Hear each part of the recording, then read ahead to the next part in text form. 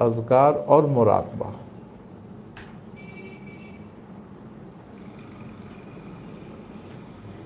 مراقبہ جو ہے وہ اذکار میں انتہائی ضروری ہے.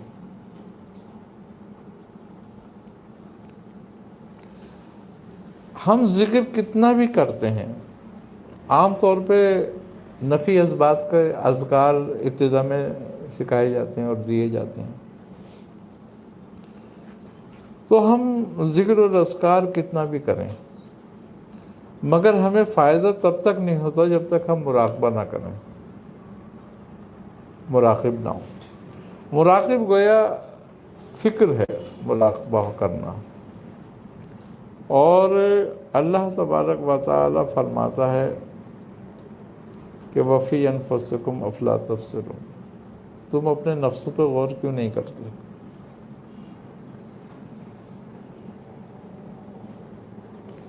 جس کو ہم باہر تلاش کرتے ہیں وہ باہر نہیں اندر ہے. سبحان اللہ. تو مراقبہ ہمارے اندر کے دروازے کھولتا ہے.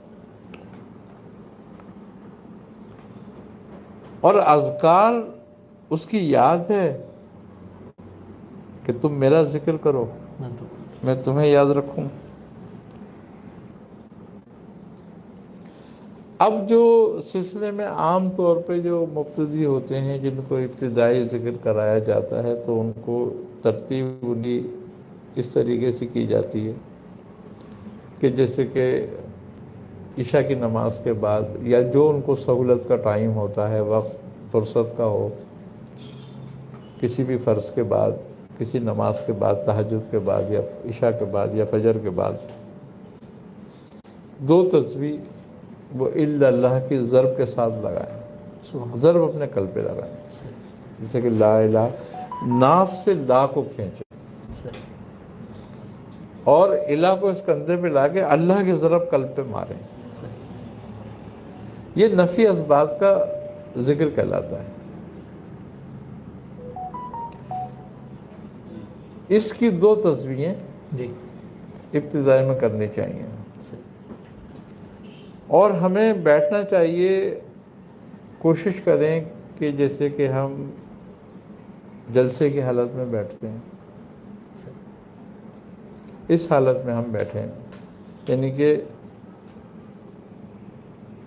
اور اپنے ہاتھوں کو اپنے گھٹنوں پہ رکھیں، یہاں پر رانوں پہ، اور اس کی ہمارے ران میں گھٹنے کے نیچے سے جو ایک نس آ رہی ہے جو پھڑکتی بھی محسوس ہوتی ہے ہمیں، اس نس کو اپنے انگوٹھے سے دبائیں. رگِ کیماس، رگِ کیماس کہلاتی ہے وہ. جب ہم اس کو اپنے انگوٹھوں سے دباتے ہیں اور ضرب لگاتے ہیں تو قلب میں حرارت پیدا کرتی ہے. اچھا اگر ہم اس کو نہ دبائیں تو ہمارے قلب میں حرارت نہیں آئے گی چاہے ہم کتنے بھی ضربے لگا لیں. یہ ایک خاص بات ہے بالکل اس کی، یہ ایک سمجھ لو ایک راز ہے، ایک اسرار ہے یہ جو ذاکر کو معلوم ہونا چاہیے، نہیں تو اس کا ذکر فضول جاتا ہے. تو اس کو جب اپنے انگوٹھے سے دباتے ہیں اور دبا کے رکھ کے جب ضرب لگاتے ہیں تو ہمارے قلب میں حرارت پیدا ہوتی ہے. اصل میں قلب میں ضرب لگانے سے اور حرارت پیدا کرنے سے مراد کیا ہے؟ اس کی وجہ یہ ہے کہ قلب پہ جو چربی کی تہ جم جاتی ہیں جو غفلت کے پردے کہلاتے ہیں وہ پگھلتی ہیں، وہ پردے دور ہوتے ہیں اور قلب میں حرارت پیدا ہو کے وہ چربی اس کی پگھل جاتی ہے جس سے قلب ہمارا صاف و شفاف ہوتا ہے. اور جب قلب میں حرارت پیدا ہوتی ہے تو روح میں بھی حرارت پیدا ہوتی ہے. اور قلب میں جب تک حرارت پیدا نہیں ہوگی قلب دھڑک تو رہا ہے، اس سے کوئی فائدہ تو نہیں ہے. جس کو ہم قلب جاری کرنا کہتے ہیں نا، وہ جب ہی ہوگا جاری جب یہ ہلکا ہو جائے گا بالکل فاسد مادوں سے. اچھا جب یہ فاسد مادے دور ہوتے ہیں تو خوبی کی بات یہ ہے کہ ہماری غفلت آٹومیٹک دور ہونے لگتی ہے اور ہمیں عشق کا غلبہ آنے لگتا ہے، محبت پیدا ہونے لگتی ہے. تو اسی طریقے سے ہم 2 ضربے 200 مرتبہ 2 تسبیح اس کی ضرب لگائیں، پھر اس کے بعد تھوڑا سا اپنے آپ کو ریلیکس کریں درود پاک پڑھیں تھوڑا سا ریلیکس کر کے، اور پھر 4 تسبیح الا اللہ کی لگائیں اسی حالت سے۔ الا اللہ میں کھینچنا نہیں پڑتا، صحیح کیونکہ کھینچنا لا کو ہے، صحیح ضرب لگائیں الا اللہ کی قلب پر۔ جب یہ ہم ضربیں لگا چکے ہیں 4، تو پھر تھوڑا سا ریلیکس ہو جائیں، اور ریلیکس ہونے کے بعد درود پاک پڑھیں، اور درود پاک پڑھنے کے بعد پھر ہم 6 تسبیح اللہ اللہ کی ضرب لگائیں۔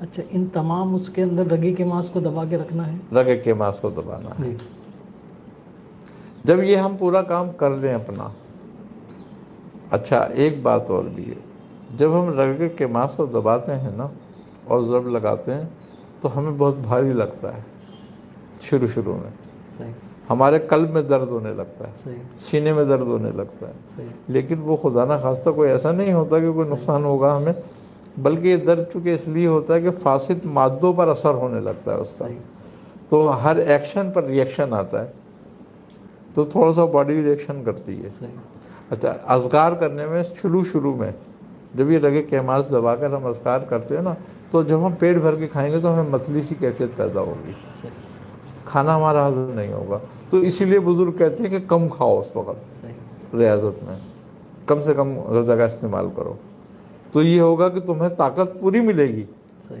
لیکن تمہاری یہ کیفیت متلی وغیرہ کی بھاری پن کی نہیں ہوگی پیدا۔ اب جب یہ ہم کر لیں تو اس کے بعد پھر ہمیں چاہیے کہ ہم تھوڑا سا مراقبہ کریں، اور مراقب ہونے کے لیے ہمیں یکسو ہونا بہت ضروری ہے، تاکہ ہمارا ذہن انتشار ختم ہو، کم سے کم ہو جائے۔ اچھا مراقبہ ڈپریشن میں بھی بہت فائدہ مند ہے، دنیاوی فکروں کے لیے اور غموں کے لیے بھی بہت فائدہ مند ہے، کہ آدمی تھوڑی دیر کے لیے ریلیکس ہوتا ہے اور اس سے نجات مل جاتی ہے تھوڑے سے، تو پھر مراقبے کی ضرورت ہے۔ اب مراقبے میں یہ ہے کہ شیخ کے اوپر تعلیم پر ہے کہ وہ گویا تصور شیخ کراتا ہے مراقبے کے اندر، یا وہ تصور اس میں ذات دیتا ہے، یا وہ تصور ہو دیتا ہے، یا تصور سمدیت دیتا ہے، وہ ایک اس کا اپنا میٹر ہے صحیح شیخ کا، جی وہ مبتدی کی حالت دیکھنے کے بعد دیتا ہے صحیح کہ اس کو مراقبہ کس انداز کا دینا ہے، صحیح تو وہ اس حساب سے دیتا ہے۔ اچھا ایک بات، دوسری بات یہ ہے کہ ان اذکار کیے بغیر روحانیت ناممکن ہے۔ ہم یہ چاہیں کہ ہم اذکار کے بغیر، قلب کو حرارت دیے بغیر، قلب کی غفلت دور کیے بغیر حاصل کر لیں گے تو ایسا نہیں ہوگا۔